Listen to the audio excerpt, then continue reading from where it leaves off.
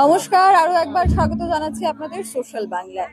আমরা এই মুহূর্তে রয়েছি বাগদেবীর আরাধনায় ব্রতী হয়েছে রাম ঠাকুর কলেজ, এবং সেই রাম ঠাকুর কলেজের প্রাঙ্গণে আমরা দাঁড়িয়ে আছি। রাম ঠাকুর কলেজে আজ নেতাজির জন্মদিবসও পালন করা হয়েছে, এবং সেই সাথে বাগদেবীর আরাধনায় তারা ব্রতী হয়েছেন। আমরা দেখাবো যে প্রমোদ মুক্ত মঞ্চ রয়েছে রাম ঠাকুর কলেজের পক্ষ থেকে। সেই প্রমোদ মুক্ত মঞ্চে বাগদেবীর যে প্রতিমা, একটি অন্য আকারে বা একটি অন্যরকম ভাবে সেই প্রতিমা তৈরি করা হয়েছে। সেই প্রতিমায় বাগদেবীর আরাধনা করা হয়েছে। আমরা সরাসরি দেখানোর চেষ্টা করছি যে রাম ঠাকুর কলেজের পক্ষ থেকে এই বসন্ত পঞ্চমীকে লক্ষ্য রেখে, বসন্ত পঞ্চমীকে উল্লেখ করে কিন্তু এই আয়োজনটা করা হয়েছে। আমরা সরাসরি দেখানোর চেষ্টা করছি, এবং ইতিমধ্যেই কিন্তু যতটা সময় যাচ্ছে ততটা কিন্তু ভিড় বাড়তে আমরা দেখছি। যে এই রাম ঠাকুর কলেজ প্রাঙ্গণে যারা ছাত্রছাত্রী রয়েছে তাদের থেকে শুরু করে শিক্ষক শিক্ষিকারা যারা রয়েছেন তারাও কিন্তু এখানে আসছেন, অভিভাবকরা, এবং একটি সাংস্কৃতিক অনুষ্ঠানেরও আয়োজন করা হয়েছে। আমরা দেখানোর চেষ্টা করব আপনাদের সামনে যে সাংস্কৃতিক মঞ্চ সেখানে তৈরি করা হয়েছে। যে সাংস্কৃতিক মঞ্চে কিন্তু বাগদেবী আরাধনায় ব্রতী হয়েছে রাম ঠাকুর কলেজ।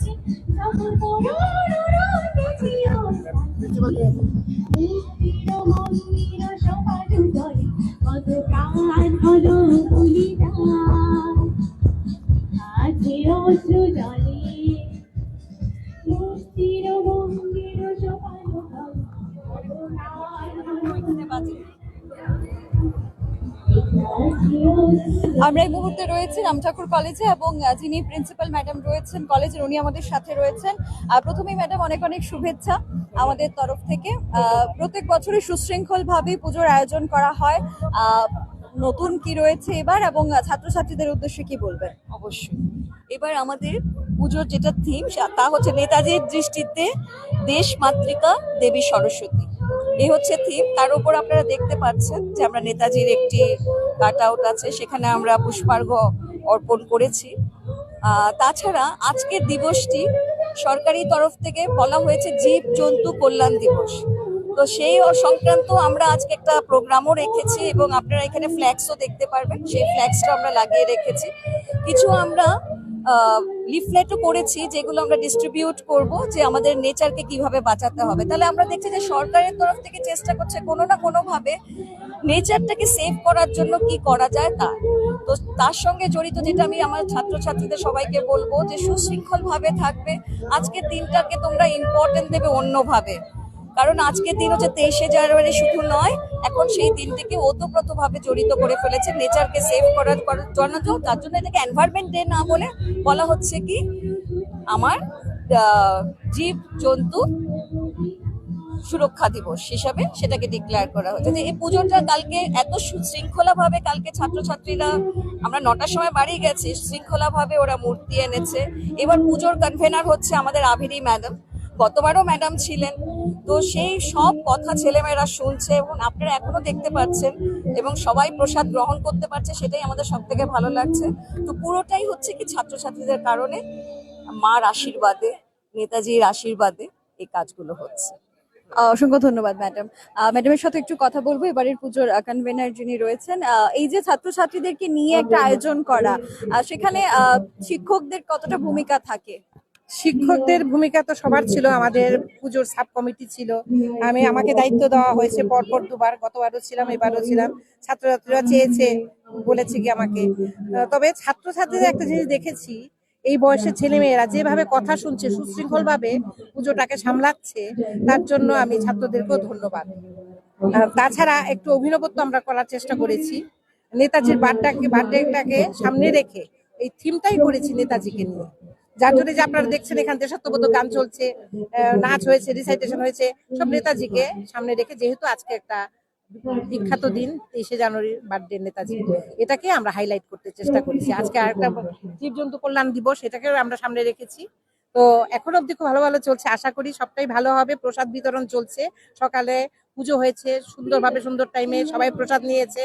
এখন খিচুড়ি মহাপ্রসাদ চলছে ওখানে, আমরা ওখান থেকে নিয়ে একটু চাল দিয়েছি, মহাপ্রসাদ হয়ে গেছে, সবাই নিচ্ছে। আসবে, আরো ছেলেমেয়েরা আছে। এখন অব্দি ভালো, আশা করি সবটাই ভালো হবে। ধন্যবাদ। বলতে চাই যে নেতাজির যে এই ভাবনাটা, এটা কিন্তু নতুন নয়। নেতাজি যখন জেলে ছিলেন তখন কিন্তু উনি জেলে থাকায় অবস্থায় সরস্বতী মার পুজো করেছিল।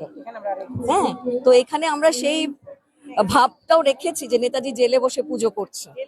হ্যাঁ, তো এইটা মানে নতুন আসেনি, এই ভাবনাগুলো হয়তো এই কথাগুলো অনেকেই জানেন না, তো সেটাকে আমরা হাইলাইট করতে চেষ্টা করেছি। আমাদের কিন্তু স্টুডেন্টদের পরীক্ষা চলছে, তার মধ্যেও যে এই আয়োজনটা করেছে স্টুডেন্টদেরকে, অবশ্যই টিচার্সরা আছে, স্টুডেন্টদেরকে আমরা অসংখ্য ধন্যবাদ জানাবো।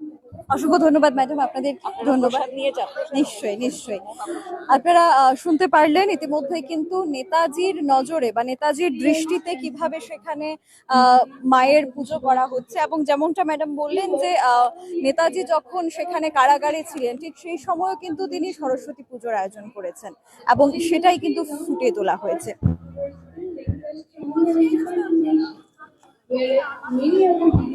আমরা সেটাই দেখানোর চেষ্টা করছি যে একদিকে নেতাজি অর্থাৎ দেশাত্মবোধ, এবং অন্যদিকে সরস্বতী পুজো বাগদেবীর আরাধনা অর্থাৎ বিদ্যা এবং সেখানে জ্ঞান এবং দেশপ্রেম সবটাই কিন্তু মিলিয়ে রয়েছে। আমরা তার পাশাপাশি আরো অনেকে সেখানে ইতিমধ্যে এই যে কলেজ প্রাঙ্গণটা রয়েছে সেটা কিন্তু ইতিমধ্যে ফুটে উঠেছে, এবং সেটাই আমরা সরাসরি দেখানোর চেষ্টা করছি আপনাদের সামনে যে ছাত্রছাত্রীদের মধ্যে সেখানে প্রসাদ বিতরণ করা হচ্ছে রামঠাকুর কলেজে, এবং সেই প্রসাদ বিতরণের মধ্যে সেখানে কলেজের যারা অধ্যাপক অধ্যাপিকা কিংবা প্রিন্সিপাল রয়েছেন ওনার হাত ধরে কিন্তু সেই প্রসাদগুলি বিতরণ করা হচ্ছে। আমরা সরাসরি সেটা দেখানোর চেষ্টা করছি।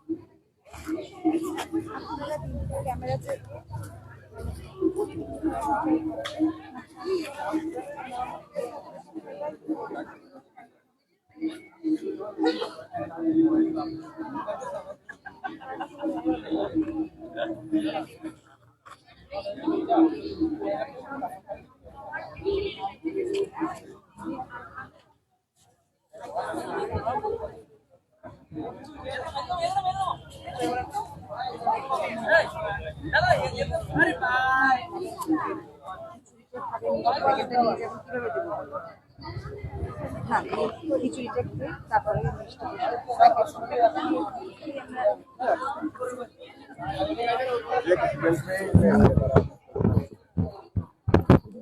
একেবারেই মহাপ্রসাদ বিতরণ চলছে ইতিমধ্যেই ছাত্রছাত্রীদের মধ্যে, অধ্যাপক অধ্যাপিকাদের মধ্যে, এবং আমরা দেখানোর চেষ্টা করব যে এই যে রামঠাকুর কলেজ প্রাঙ্গণ রয়েছে সেখানে কিন্তু এবারের যে তাদের থিম পুজো, যেখানে নেতাজির দৃষ্টিভঙ্গিতে এবারের সরস্বতী দেবীর আরাধনা, তা কিন্তু সেখানে সরাসরি তুলে ধরা হচ্ছে, এবং সেটাই আমরা আপনাদের সামনে দেখানোর চেষ্টা করছি।